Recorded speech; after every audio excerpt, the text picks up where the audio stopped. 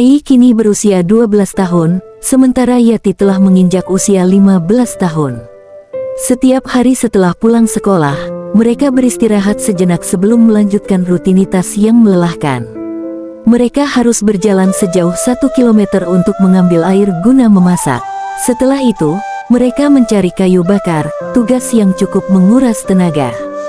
Setelah semua pekerjaan selesai, Ai dan Yati menyempatkan diri bermain selama kurang lebih 2 jam.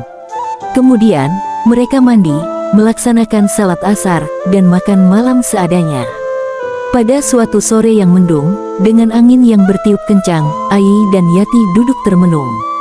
Pikiran mereka dipenuhi rasa sedih saat menyadari betapa berbedanya hidup mereka dibandingkan anak-anak lain. Anak-anak lain bisa berjalan bersama ayah mereka, menikmati makanan enak, dan bercanda penuh kebahagiaan. Sementara itu, Ai dan Yati hanya memiliki ibu, satu-satunya sosok yang selalu mengasihi dan menyayangi mereka. Jika mereka menginginkan baju baru, mereka hanya bisa diam tanpa berani meminta. Mereka tahu betapa kerasnya ibu bekerja demi mencukupi kebutuhan mereka.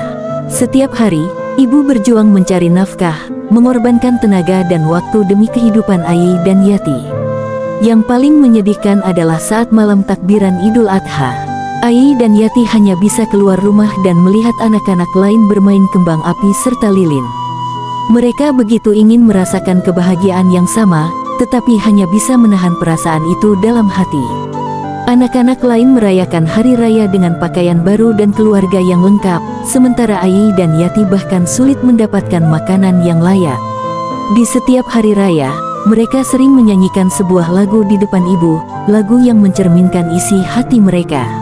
Wahai pemalun pemamutua mahakaya hanale gua getinggai ulun di dalam susah bajaka buka hanale soblo hantam long rasa membungan kuah selawin ayah getinggai pemandi ulun bajaka mirah minya usimplah hanale soblo watema megang hantam pajosia karena hana sobri hana ayah dro Allah hai ayah limpah sampai bicatan hati genam nam uro Allah hai ayah limpah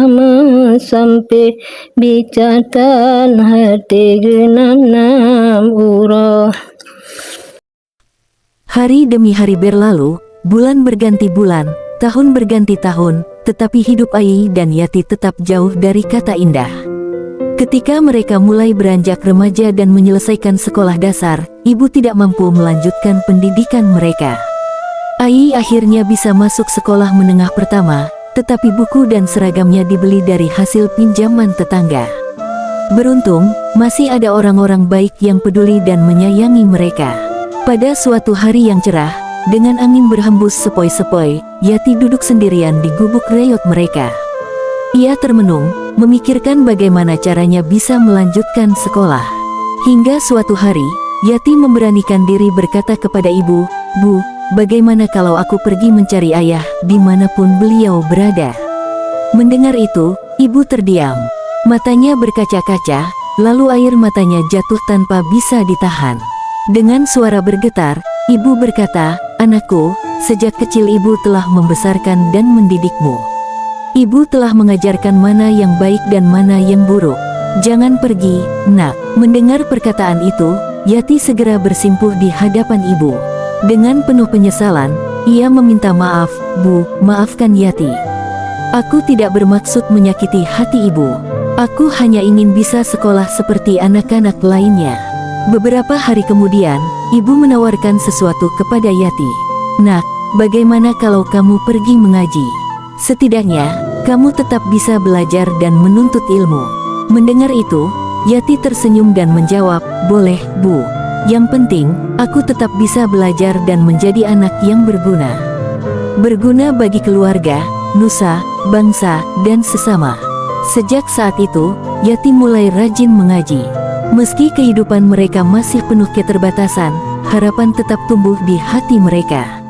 Mereka percaya bahwa ilmu dan ketekunan suatu hari akan membawa mereka menuju kehidupan yang lebih baik.